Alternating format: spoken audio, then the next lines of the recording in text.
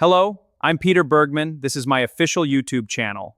I'll be updating you with the latest news, so please subscribe to my channel. Welcome back to the channel, besties. Today is a beautiful day to dive into some premium daytime television drama, and we are skipping the pleasantries because we have so much to unpack right now. My jaw is literally on the floor right now. Oh my God, I cannot even process the absolute magnitude of what has just dropped in Genoa City, because we are officially entering an era of pure, unadulterated madness. Besties, we need to hold a literal intervention right now. Patty Williams, yes, the Patty Williams, the queen of unhinged behavior and chaotic plot twists, has literally kidnapped Diane Jenkins. I am screaming! I am hitting record in my bedroom at 3 a.m. My eyes are bloodshot. I haven't slept. And if I do not vent about this absolute nuclear bomb of a storyline right this very second, I am going to spontaneously combust. We all knew Patty was lurking in the shadows, playing her twisted little games, but to escalate straight to abducting Diane, that is peak day one Y&R villainy, and I am low-key living for the drama while simultaneously hyperventilating for Diane's safety.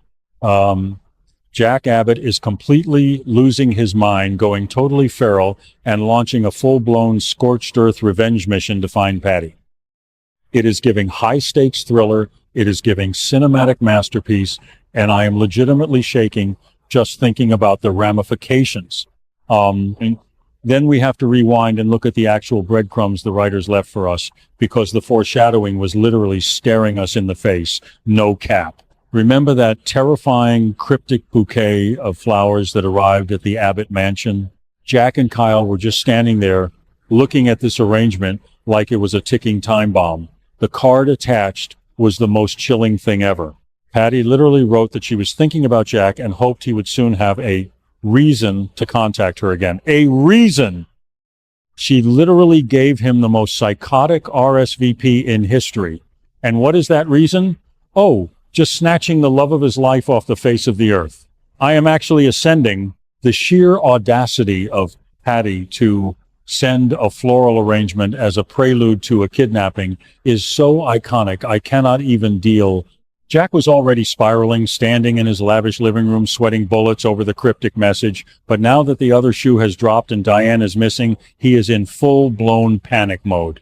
Yet, we have to talk about the absolute hypocrisy and guilt complex that is currently eating Jack alive.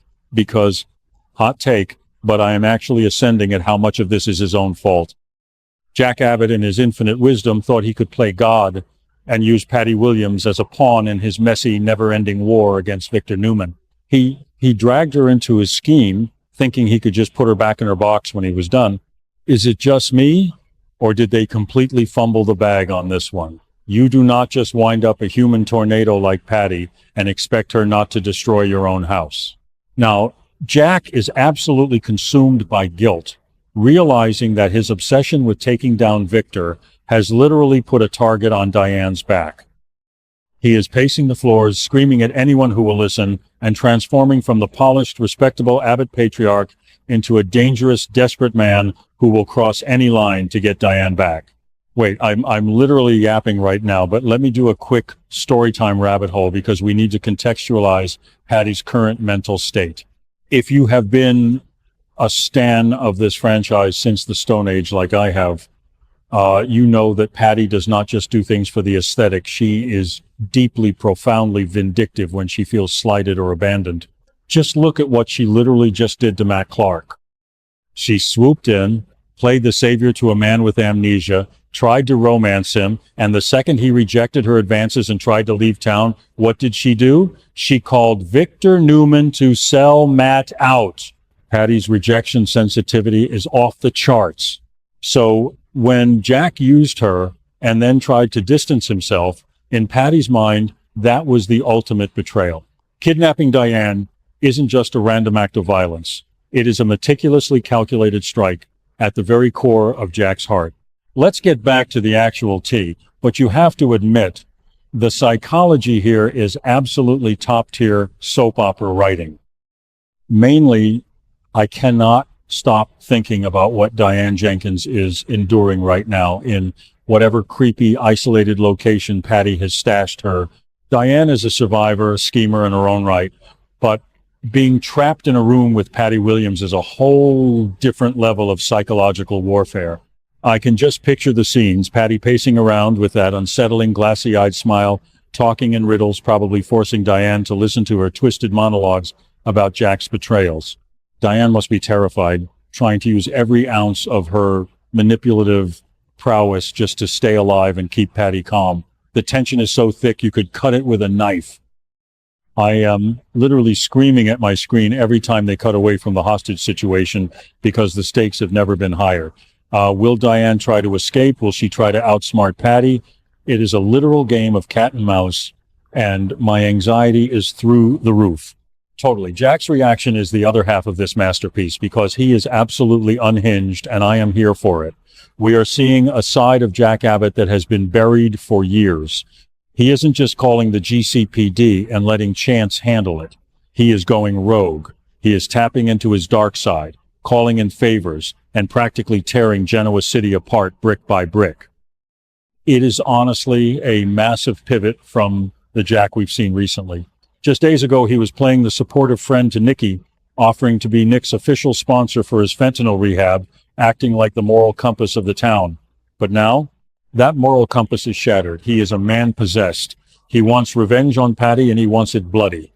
The juxtaposition of Jack trying to save Nick Newman from addiction while simultaneously spiraling into his own addiction to vengeance is a cinematic parallel that I am obsessing over. But wait, I have to switch up my stance right now because my brain is basically a buffering wheel. I want to root for Jack, I really do, because seeing him fight for Diane is low-key romantic in a twisted way. But I am also so mad at him. He literally brought this upon himself.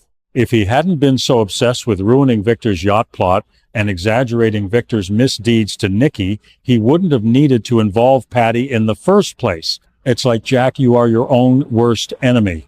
You played stupid games, and now Diane is winning the stupidest prize imaginable. I am oscillating between pure hype for the action sequences and total disbelief at Jack's sheer incompetence. How do you let a known wild card into your inner circle and not expect to get bitten? It is infuriating, and yet I cannot look away. And we literally cannot ignore the Victor Newman of it all. Can you imagine Victor's reaction when he finds out that Jack's little anti-Victor scheme resulted in Diane getting kidnapped by Patty? Victor is probably sitting in his leather chair at the ranch, sipping his tequila and laughing his absolute head off, while Victor is dealing with his own massive family crisis, uniting with Nikki to force Nick into a 24/7 inpatient rehab facility after Victoria caught him using fentanyl again. He will absolutely take a moment to gloat over Jack's misery. The irony is just too delicious. Jack tried to destroy Victor's family, and instead, Jack's own family is the one being torn apart by a literal psychopath. The karma is hitting so hard right now, I am legitimately gagging. Let's also deep dive into the aesthetic of this whole revenge arc, because I am fully anticipating Jack showing up in his darkest, most brooding wardrobe. The contrast between the pristine, wealthy Abbott lifestyle and the gritty, desperate underworld he is about to enter to find Patty is giving me literal chills. He is going to have to make deals with the devil, maybe even compromise the family business or his own integrity. And what about Kyle? Kyle was literally standing right there when the floral arrangement of doom arrived. He knows his father embellished the truth to Nikki. Kyle is going to be dragged into this mess, forced to watch his father unravel while trying to keep Jabot from imploding. The generational trauma is so real, and the ripple effects of Patty's actions are going to disrupt every single dynamic in that household. I am telling you, this is the kind of storytelling that makes me proud to be a day one stan, even when it makes my blood pressure spike to dangerous levels. Ultimately, this entire storyline is a massive, chaotic masterpiece that has me completely hooked. The writers have taken all these disparate threads, Jack's manipulation, Patty's instability, Diane's vulnerability, and woven them into a tapestry of pure anxiety. I am literally shaking while hitting record, just trauma dumping this entire experience onto you guys because I need someone to validate my spiral. Will Jack find Patty before she does the unthinkable to Diane? Will Patty's reign of terror end? Or is this just the beginning of a much darker chapter for Genoa City? Besties, I need you in the comments right now. Spill your theories. Tell me I'm not crazy for thinking this is the best plot twist of the year, and let's just collectively brace ourselves for the fallout. Because if there is one thing I know for sure, it's that nothing in this town stays buried forever, and the explosion from this is going to be legendary. Thank you for watching my video. I will be updating regularly with the latest news, so please remember to subscribe to my channel to support me.